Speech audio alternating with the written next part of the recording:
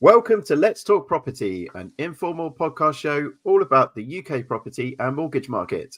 I'm Nizam, and joining me is my co-host, Lee. Whether you're a seasoned property investor or just starting to think about buying your first home, this podcast is for you. We'll be discussing a range of topics, including the latest market trends, tips for finding the perfect property, and how to secure the best mortgage deal. So join us as we explore the world of property and help you make informed decisions about your next property purchase. So today, I think we're covering, Lee's going to take this one. Is 2023 the right year to buy your first home? Dun, dun, dun. So have some sort of sound effects. Yeah, I've got really excited about this one because I think there's so many pros and cons to buying right now. And it's obviously, compared to last year, it's a completely different game. But I wanted to do a podcast about aimed at first-time buyers. This is aimed at first-time buyers who are like thinking, what the hell do I need to do? What do I need to consider? What are the factors? What are the pros? What are the cons? Is it the right time for me? Should I be waiting longer? There's so many questions in there. So I just thought, let's go straight into the subject. We get asked it so many times. Is it the right time? Hopefully you'll have a clearer picture after the podcast, because I'll just go through some of the pros and cons and then maybe some things to think about towards the end. So hopefully it's a good one.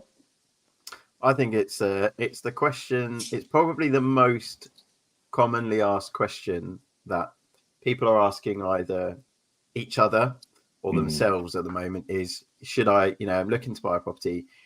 Should I buy now? Should I wait? Because, who knows? And I'm looking forward to hearing some of the pros and cons of both because, I think if I was a first time buyer and I've saved up my deposit and I've been looking at mortgage rates over the last 6 months going up and up and up, that would get me asking that question. Should I actually, is now the right time? Should I wait? Can I afford to buy right now? But I'm sure you're going to cover lots of reasons as to both sides. So yeah, I'm happy to.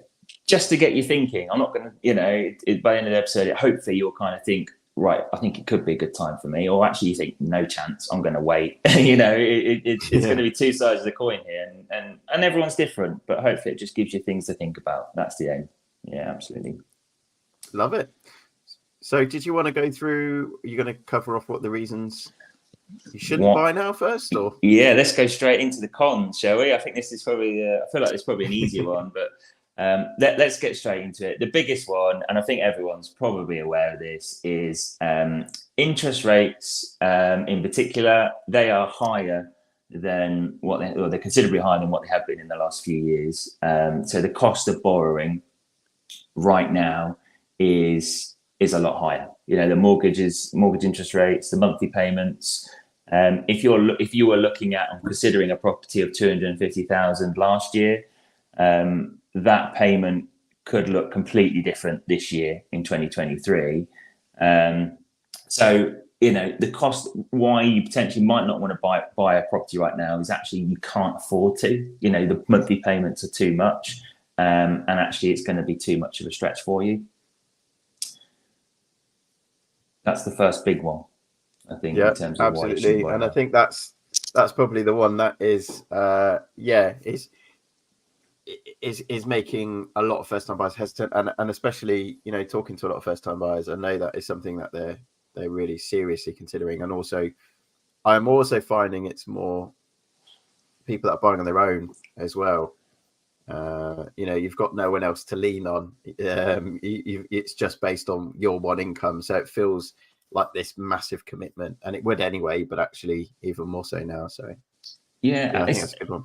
Absolutely, so tough, and that's probably most of the reason why a lot of first-time buyers might not be jumping on the ladder right now is because of that. They're seeing it in the news. Interest rates are going up, so the cost of borrowing is more. So that is probably one of the biggest negatives and arguments as to why you shouldn't buy right now. Property values. So I've got arguments for both sides on this one, but why potentially an argument why you maybe shouldn't buy right now is it could be, and it is predicted, that property values may drop further. So I think one of the learning points from this is never to kind of try and guess the market, but it could be an argument, and I'm sure first time buyers listening to this, they hear their friends saying, "Oh, wait a bit longer. Property values are going to come down," and and there is a good argument for that, and that is the prediction, but it isn't a guarantee. But why you shouldn't buy right now is, property values could actually drop further, and you might be able to get a better deal on the property next year as opposed to 2023. So that's kind of my next one. Why else shouldn't you buy right now? I think it comes to location as well, and we're seeing a lot of this in our role. If you had last year, if you had a particular location or area that you wanted to buy in, it could be Cambridge, it could be Peterborough, it could be a particular part, it could be, it might be near a school. It could well be that actually, and it goes inside with higher interest rates, you might not be able to afford to buy in your area anymore. It might be that actually, I'm not going to buy right now because I can't buy in my area right now. Property values went up last year. They went up significantly last year. Borrowing costs have gone up in the last 12 months. So actually, you're so set on a particular location or a particular area, it could be near your work or school, that actually it really isn't a great time for you to buy because of that reason. It might just be out of reach for you. So that is another thing to consider. And it could be another reason why you wouldn't buy or shouldn't buy right now. Yeah, absolutely. And location. That's what drives the costs of houses, right? That's why we've got, so much more expensive properties in London than you have up in anywhere else in the country, really, because of where it's located. So, and that is the one thing that most people don't really want to necessarily move on as well. If you want to be near that school, you might feel like you need to be near that school. You might need to be near family. You might need to be not on a busy road or have access to the A1 or whatever it is. And I think you're absolutely right. Is that something that you're willing to negotiate on? If it is, great. If it's not, then actually, like you said, maybe now isn't the right time for you to do that if you can't afford to buy in the area you want. Absolutely. So I think as a whole, I think the big picture here is not being able to afford things in terms of monthly payments and interest rates. That's the big subject as to why it might not be right to buy right now. But also, if you're trying to predict the market, it could mean that property values may drop next year. I mean, who knows? So you could wait out, but that is never a guarantee. So, and on obviously your location as well, you might not want to compromise on that, meaning you might just want to wait for another year or two to see what happens. They're my cons. They're kind of the big cons. Why should you buy right now? There's a few reasons. So this is obviously the same at first-time buyers. So rising rents. So rents are rising. And I think I got some stats online. If you're in the east of England, I think the average rent is kind of gone up between 6 and 10%.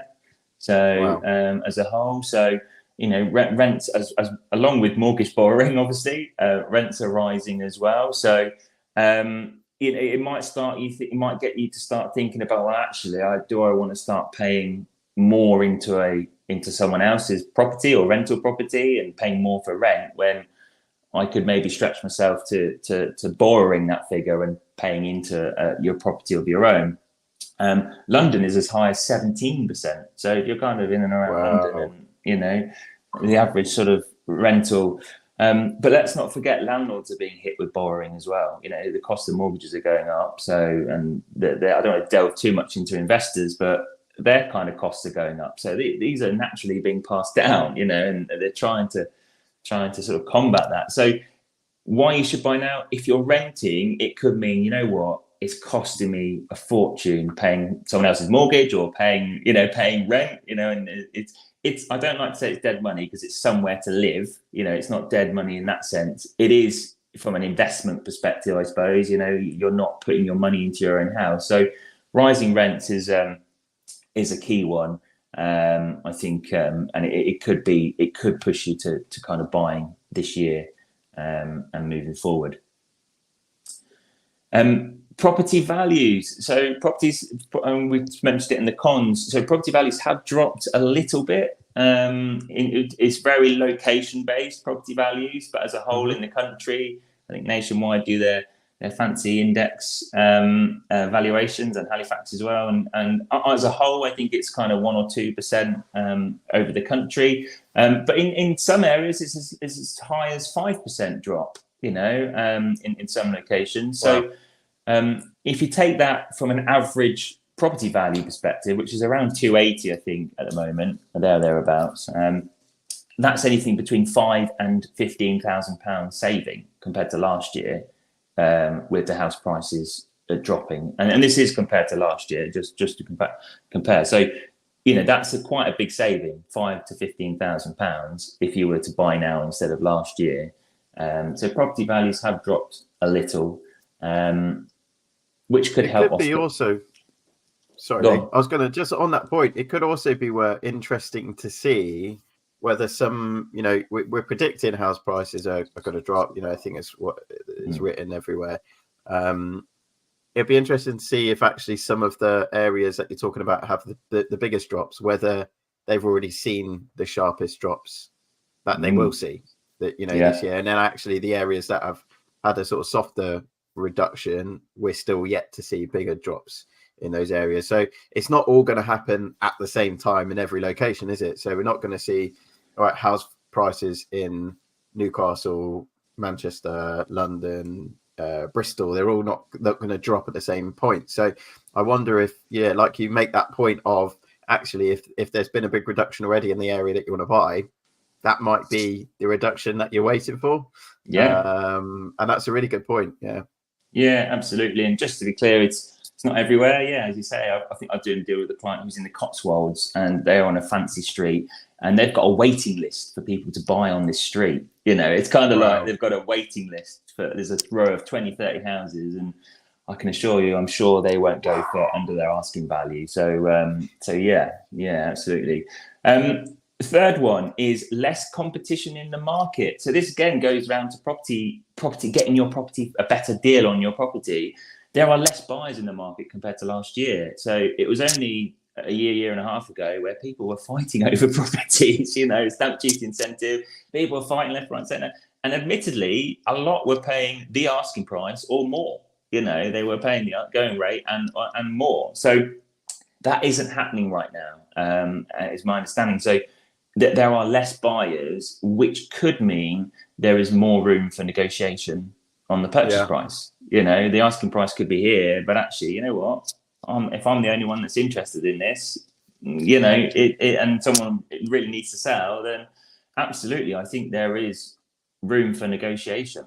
So it could be double whammy. You could get a property value that's dropped in your area, and then you could negotiate a lower price as well if you're lucky enough to get double on that. Then, but absolutely, it could be that it's a good time to negotiate house prices and get a good deal on the property value. I think that's a great point. And I think, let's be honest, there's a lot of people, there's a lot of fear out there. There's a lot of anxieties. There's a lot of people that are worried. And I think there'll be a lot of sellers who will make decisions to sell because they are worried about how they're going to afford to keep their home. So, if you're selling your home because your mortgage fixed rate of 1% is coming to an end in a year, and you've passed, you've had a month gone and no one's offered you, and then another month and no one's offered you anything, and then someone comes along and offers you something under what you were happy with, but it's enough to pay the mortgage off, and you're probably going to not be driven just about, because in like you said, a year ago or 2 years ago when interest rates were the same, it's a bit like, unless there was another time pressure on you to move, all right, I'll just wait a bit longer. House prices probably keep going up.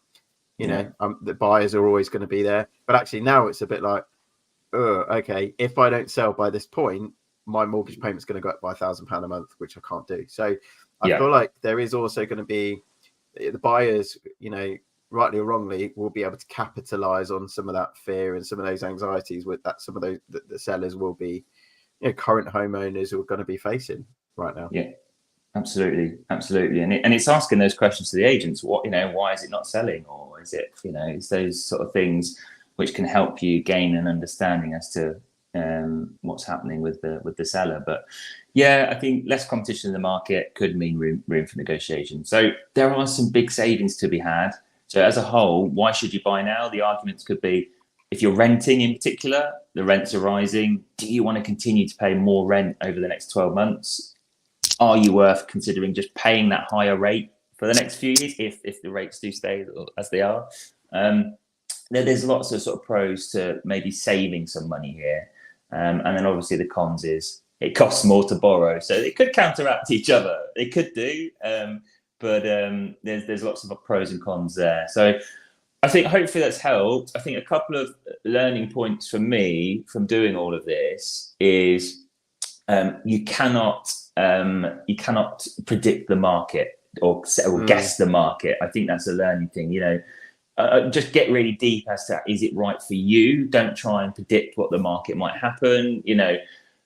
Admittedly, so many experts have got it wrong, and if you're trying to lean in on some of the experts and you lean in some of the predictions from the Bank of England, or you're trying to guess what's going to happen, or I spoke to an investor and this is going to happen, that is really tough. And you could, and we've seen this all the time, property values could actually go up next year. They could go, they could just go skyrocket again. I'm not saying that would be the case, and you decided to wait another year because you think properties might drop, then if you're just waiting just for that reason, it could be a really poor decision. It could cost you a lot. So trying to predict the market, I think it's important to understand it, but trying to kind of second guess it is I don't recommend that at all. I think the other tip would be for people buying, and particularly the cost of borrowing going up, is really laser focus on the monthly payments and budget your property value around the monthly payments as well. Yeah. So although you've seen this property near a school and it's slightly more, it's 300,000, but actually when you start looking at the mortgage, you can only afford a 250,000 property. So really laser focus on the borrowing costs as well as the property values as well. So it's quite easy just to go, a 300,000 property, I think that sounds good. But really laser focus on the monthly payments and what it's going to cost you for your mortgage as well. Because obviously borrowing is higher this year. And my last tip is it doesn't have to be financial. And this could make this podcast completely redundant because I've talked about savings and cost of things. But at the end of the day, this is a property you're going to live in, and you can deep dive too much into the financial and what am I going to gain from it in the long term. But at the end of the day, this is your first home, so it's important. You don't want to pay too over the odds, perhaps, and it's important. But you can jump too deep into that, and I think it's important to understand. But don't rely on just being a financial gain in the long term. It's a home to live in. And I think you've got to kind of jump out of that a little bit and just remember it's your first home as well. Yeah, I completely agree with that. I think that is a huge one there for anyone that's listening and is considering buying a property. Try not to look at it too much as an investment decision because you've got to move, property prices will do what they do. Mortgage interest rates will do what they do. But you need somewhere to live, and it needs to be somewhere, like you said, that you're comfortable living in, not stretching you obviously financially, but also somewhere you're happy to live. If you're in an area that you hate, but you just wanted to get on a property ladder, is it improved your lifestyle, or is it going to help you long term? Probably not. So the big one I would just add to that as well, if that's all right. Yeah. Is, the property you like that ticks a lot of the boxes, you don't know when that's going to come to the market. So in terms of timing, if you say, actually, I'm going to be ready to buy a property, I'm not going to buy one now, I'm going to buy one in 9 months' time, because that's when I predict that house prices will be at their lowest, or that's when I think mortgage rates will come down. How do you know that the property you like is going to be available when you want to buy? So, that's a massive one as well. I think if the property that it's an emotive thing, you're going to look at homes, you're going to look at properties, you will fall in love with somewhere eventually. And actually, sometimes, yes, it needs to be right for you financially, you need to be able to afford it. But sometimes you just need to go with your gut as well. And I think for me, that's how I've always acted upon my gut and the feel. And that's kind of worked out. So, you don't want to kick yourself too much that you lost the property that you really, really loved because you just was trying to get an extra 5k off or whatever. Yeah, that's a great point. And how often do we see people wait months, even years, to find the right property? And if it comes along, there's some serious things to consider. Don't wait for it to drop in value or interest rates Yeah, to drop. Like you said, it's a bit like the Cotswolds. If you've got people that are lining up ready to buy, then actually you're probably just going to snap it up when one comes available, whether regardless of what the market's doing and regardless of what interest rates are doing, because that's once in a 10-year kind of opportunity. So it's the kind of thing where you're near good schools or in a desirable area of the UK, then yeah, definitely I would consider that as well. Great, fantastic, great points though. Yeah, really good points, and I think that's given a really balanced view and quite a good tips for people to consider when they're making a decision. What things that they should be thinking about, why you should, why you shouldn't. And hopefully, like you said, people are going to come to all different decisions and what's right for them. But I think that's a great sort of structure to follow to help you to make that decision right now. Yeah, and there's pros and cons to both. A lot of people have arguments saying it's a really good time to buy, and some people have an argument that it's not a good time to buy. But absolutely, it's just helping people understand those pros and cons. So yeah, enjoyed it. Fantastic. Good work. Well done. Good. All right. Shall we wrap up? Yeah. Thank you for joining us for an episode of Let's Talk Property. We hope you found the discussion of the UK property market informative and helpful. If you have any questions, topics you'd like us to cover in future episodes, feel free to send us a message. Don't forget to subscribe to our show and follow us on social media for updates on future episodes. Until next time, we'll see you in the property market. Is there a lag? There must be a delay. It's like we're on the other side of the world to each other.